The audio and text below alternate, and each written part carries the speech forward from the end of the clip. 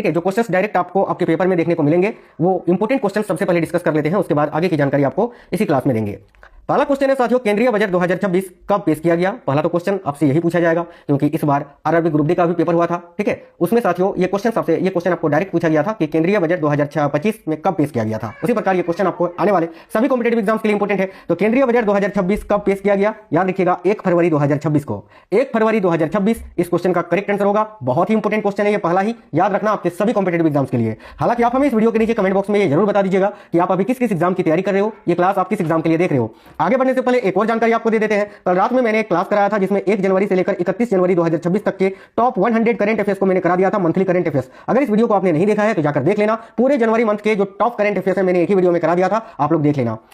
Next question है, केंद्रीय budget 2026-27 किसने पेश किया। तो देखिए केंद्रीय बजट 2026-27 को अभी भारत की वित्त मंत्री निर्मला सीतारमण जी ने पेश किया। तो निर्मला सीतारमण करेक्ट आंसर हो जाएगा। अगर आपसे पूछे किसके नेतृत्व में पेश किया गया तो याद रखिएगा प्रधानमंत्री नरेंद्र मोदी जी के नेतृत्व में भारत की वित्त मंत्री निर्मला सीतारमण जी ने अभी बजट को पेश किया है। केंद्रीय बजट जिसको आम बजट के नाम से भी जानते हैं, याद रखिएगा।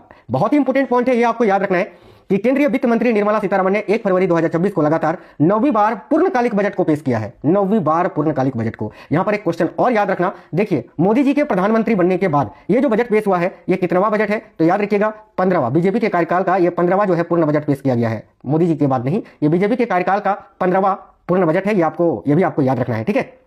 चलिए अब साथियों थोड़ा सा आपको क्या हुआ है महंगा और क्या हुआ है सस्ता ये बता देते हैं, उसके बाद फिर आगे के क्वेश्चंस देखेंगे। देखिए बजट 2026 के बाद जो है ना, सोलर सामान, जूते, ईवी बैटरियां यानी लिथियम आयन जो बैटरी होती है, इसके अलावा ओवन, कैंसर व शुगर की दवाएं, कपड़ा, सीएनजी, विदेश यात्रा और एयरक्राफ्ट के पार्ट्स जो है ये सस्ते हुए हैं, ठीक है। महंगा क्या क्या हुआ है, तो महंगा हुआ है आपका शराब, स्क्रैप और खनिज जो है ये आपके महंगे हुए हैं। बाकी ये सब जो है वो सस्ते हुए हैं, ठीक है, याद रखना। चलिए आगे के क्वेश्चन देख लेते हैं। नेक्स्ट क्वेश्चन है, केंद्रीय बजट 2026-27 में पूंजीगत व्यय के लिए कितनी राशि प्रस्तावित की गई है। बहुत इंपॉर्टेंट क्वेश्चन है ये, डायरेक्ट क्वेश्चन आपके पेपर में आएंगे। तो केंद्रीय बजट 2026-27 में पूंजीगत व्यय के लिए कितनी राशि प्रस्तावित की गई है। देखिए करेक्ट आंसर हो जाएगा option number C, 12.22 lakh crore रुपए। 12.22 लाख करोड़ रुपए ऑप्शन नंबर सी इस क्वेश्चन का करेक्ट आंसर आपका हो जाएगा, ठीक है। देखिए नेक्स्ट है, वित्त वर्ष 2026-27 के लिए अनुमानित राजकोषीय घाटा जीडीपी का कितना प्रतिशत रखा गया है। डबल स्टार मार्क कर लीजिए, कोई ऐसा पेपर नहीं होगा अभी आने वाले शिफ्टों में, आने वाले दिनों में जिसमें क्वेश्चन आपसे ना पूछा जाए। ये बहुत इंपॉर्टेंट क्वेश्चन है, मैंने सिलेक्टेड क्वेश्चंस लिए हैं, बिल्कुल एग्जाम ओरिएंटेड। कोई भी बकवास वाला चीज मैंने यहाँ इस वीडियो में ऐड नहीं किया है। आप पूरा क्लास देख लोगे तो आपको खुद पता चल जाएगा। जो जरूरी है, जो आपको जानने चाहिए, वही मैंने यहाँ पर ऐड किया है। तो वित्त वर्ष 2026-27 के लिए अनुमानित राजकोषीय घाटा जीडीपी का कितना प्रतिशत रखा गया है। देखिए करेक्ट आएगा 4.3%, 4.3%। ऑप्शन नंबर सी इस क्वेश्चन के लिए आपका बिल्कुल करेक्ट आंसर हो जाएगा, ठीक है। और ये वाला क्वेश्चन भी बहुत इंपॉर्टेंट है, याद रखना। केंद्रीय बजट 2026-27 में पूंजीगत व्यय के लिए कितनी राशि प्रस्तावित की गई, तो 12.22 लाख करोड़ रुपए। नेक्स्ट क्वेश्चन है क्वेश्चन नंबर 5 कि बजट 2026-27 के अनुसार 2025-26 के संशोधित अनुमानों की तुलना में कुल व्यय में कितने प्रतिशत की वृद्धि की गई है। तो देखिए यहां आपका करेक्ट आंसर होगा 7.7% की। 7.7%। मैंने आपको जो करंट अफेयर्स का क्लास कराया था उसमें बताया था कि जीडीपी कितना अनुमानित अभी तय किया गया है साथियों आर्थिक सर्वेक्षण के अनुसार, तो 7.4%। ये भी आप याद रखना। और ये वाला तो बहुत इंपॉर्टेंट है कि बजट 2026-27 के अनुसार, ठीक है, 2025-26 के संशोधित अनुमानों की तुलना में कुल व्यय में कितने प्रतिशत की वृद्धि की गई है, तो 7.7% की, याद रखेंगे। आगे देखिए अगला क्वेश्चन है, केंद्रीय बजट 2026-27 में, ठीक है, किस पर विशेष जोर दिया गया। तो केंद्रीय बजट 2026-27 के में किस पर विशेष जोर दिया गया, तो देखिए करेक्ट आंसर होगा ऑप्शन नंबर सी, विकसित भारत के लिए बुनियादी ढांचा और उत्पादकता पर, ठीक है। केंद्रीय बजट 2026-27 में किस पर विशेष जोर दिया गया, तो विकसित भारत के लिए बुनियादी ढांचा और उत्पादकता पर। नेक्स्ट क्वेश्चन है साथियों, ध्यान से देखिएगा, बजट 2026-27 के तहत सरकार किन शहरों के बुनियादी ढांचे को विकसित करने पर ध्यान केंद्रित कर रही है। तो भाई देखिएगा कितने शहरों पर है ना, या फिर किन शहरों पर। तो बजट 2026-27 के तहत सरकार जो है किन शहरों के बुनियादी ढांचे को विकसित करने पर ध्यान केंद्रित कर रही है, तो ऑप्शन नंबर भी करेक्ट होगा, 5 लाख से अधिक आबादी वाले टियर 2 और टियर 3 शहरों को, ठीक है, शहरों के बुनियादी ढांचे को याद रखना। ऑप्शन नंबर बी, 5 लाख से अधिक आबादी वाले टियर 2 और टियर 3 शहर को। ऑप्शन नंबर बी यहां आपका करेक्ट आंसर हो जाएगा। नेक्स्ट क्वेश्चन है, चालू वित्त वर्ष 2026-27 के लिए कुल व्यय का अनुमान क्या है। तो देखिएगा चालू वित्त वर्ष 2026-27 के लिए कुल व्यय का जो अनुमान है वो क्या रखा गया, तो 53.47 लाख करोड़ रुपए, 53.47 लाख करोड़ रुपए। डबल स्टार मार्क कर लीजिएगा, बहुत ही इंपॉर्टेंट क्वेश्चन है। आगे देखते हैं, नेक्स्ट है केंद्रीय बजट 2026 में, ठीक है, शिक्षा क्षेत्र पर होने वाला खर्च कुल कितना है, या केंद्रीय बजट 2026 में शिक्षा क्षेत्र के लिए कितने रुपए आवंटित किए गए। क्वेश्चन किसी भी तरह लैंग्वेज को चेंज करके आपसे पूछ सकता है, लेकिन आंसर तो वही होगा जो आप जानते हैं, जो आप पढ़ोगे। देखिए ध्यान से, करेक्ट आंसर हो जाएगा option number B, 1.39 lakh crore रुपए, जो कि पिछले साल के मुकाबले अधिक है। देखिए पिछले साल 2025 में जो बजट पेश हुआ था उसमें शिक्षा के लिए कितने रुपए आवंटित किए गए थे, तो 1.28 लाख करोड़ रुपए। लेकिन अभी जो है 2026 में शिक्षा क्षेत्र के लिए कितने रुपए आवंटित किए गए, तो 1.39 लाख करोड़ रुपए, याद रखिएगा।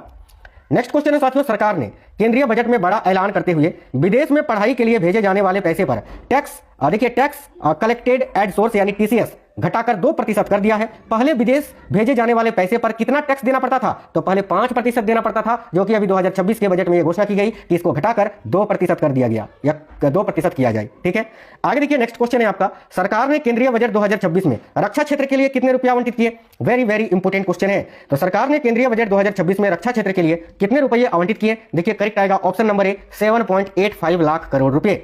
और साथियों पिछले वर्ष 2025 में कितना था, तो 6.81 लाख करोड़ ये 2025 में था, और अभी इसके मुकाबले साथियों देखो कितना बढ़ गया है 2026 में। ठीक है, आगे देखिए केंद्रीय बजट 2026-27 में खेल मंत्रालय को कितने रुपए आवंटित किए गए। डबल स्टार मार्क कर लीजिए, बहुत इंपोर्टेंट क्वेश्चन है। तो केंद्रीय बजट 2026-27 में खेल मंत्रालय को कितने रुपए आवंटित किए गए। करेक्ट होगा 4,479.88 करोड़ रुपए। पिछले साल कितना था साथियों, तो 3,346.54 करोड़ रुपए था, जो कि आप देख सकते हैं कितना बढ़ गया है। कितना है अभी, तो इस वर्ष के लिए कितने रुपए आवंटित किए गए, तो 4,479.88 करोड़ रुपए। देखिए एक्स्ट्रा फैक्ट्स कुछ बता देते हैं ये खेल के बजट के बारे में। देखिए सरकार के अगर केवल खेलो इंडिया के बारे में बात करें ना, तो खेलो इंडिया कार्यक्रम के लिए अभी 924.35 करोड़ रुपए आवंटित किए गए। 2025 के बजट में यह राशि 1,000 करोड़ रुपए था, लेकिन 2025 में कुल खेलो इंडिया कार्यक्रम में 700 करोड़ रुपए ही खर्च हुए थे, इसीलिए इसको घटाकर अभी 924.35 करोड़ किया गया, याद रखना। ठीक है, इसके अलावा देखिए राष्ट्रमंडल खेलों के लिए सहायता राशि इस वर्ष 28.05 करोड़ से बढ़ाकर 50 करोड़ रुपए कर दी गई है, यह भी आपको याद रखना है। ठीक है साथियों, यूनियन बजट 2026-27 के जो हाइलाइट्स हैं वो मैं आपको यहां पर बता देता हूं। साथियों इस बार के बजट के जो हाइलाइट्स हैं वो मैं यहां पर बता देता हूं, सारे पॉइंट्स ध्यान से देखना, मैंने सारे पॉइंट्स जो आपको जानने चाहिए बारीकी से यहां पर लिखे हैं।